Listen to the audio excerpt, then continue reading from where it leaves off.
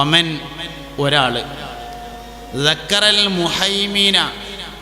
മുഹൈമിനായ അല്ലാഹു റബ്ബുൽ ഇസ്സത്തിനെ അവൻ ഓർത്തു, ഖാലിയൻ ഒഴിഞ്ഞിരുന്ന്. വമൻ ദക്കറ റബ്ബൽ മുഹൈമിന ഖാലിയ ഫഫാലത് ബിഹി ഐനാഹു ഖൗഫൻ കാലി. അല്ലാന്നിങ്ങനെ ആലോചിച്ചപ്പോൾ എൻ്റെ കണ്ണിന്ന് രണ്ടിറ്റ് കണ്ണുനീര് വന്നു. അവന് നാളെ അള്ളാഹുവിൻ്റെ അർശിൻ്റെ താഴ്ഭാഗത്ത് നിൽക്കാം, രണ്ട് തുള്ളികൾ നരകത്തിൽ പോകൂല എന്ന് മുഹമ്മദ് നബി സല്ലല്ലാഹു അലൈഹി വസല്ലമ തങ്ങൾ പറഞ്ഞിരിക്കുന്നു. ഒന്ന്, അള്ളാഹുവിനെ ഓർത്തുകൊണ്ട് കണ്ണിൽ നിന്ന് ഇറ്റി വീണ കണ്ണുനീര് തുള്ളിയും.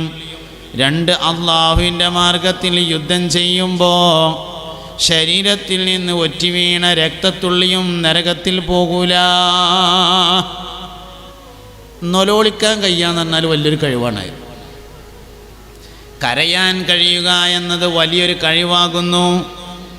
കരഞ്ഞോ നരകത്ത് പോകൂല. അള്ളാഹുവിനാലോചിച്ചുകൊണ്ട് കരഞ്ഞവൻ. പരിശുദ്ധമായ ഹദീസിൻ്റെ ഗ്രന്ഥങ്ങളിൽ തത്തുല്യമായ ഹദീസ് ഒരുപാട് കാണാം.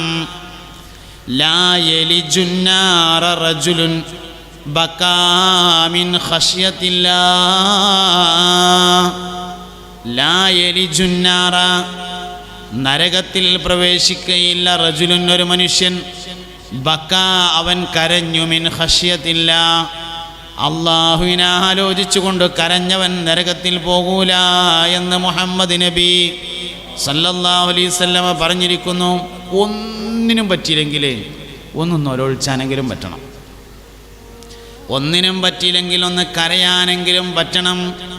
300 വർഷം തുടർച്ചയായി കരഞ്ഞിട്ടുണ്ട് സയ്യിദുൽ അംബിയാ നബി നൂഹ് അലൈഹിസ്സലാം.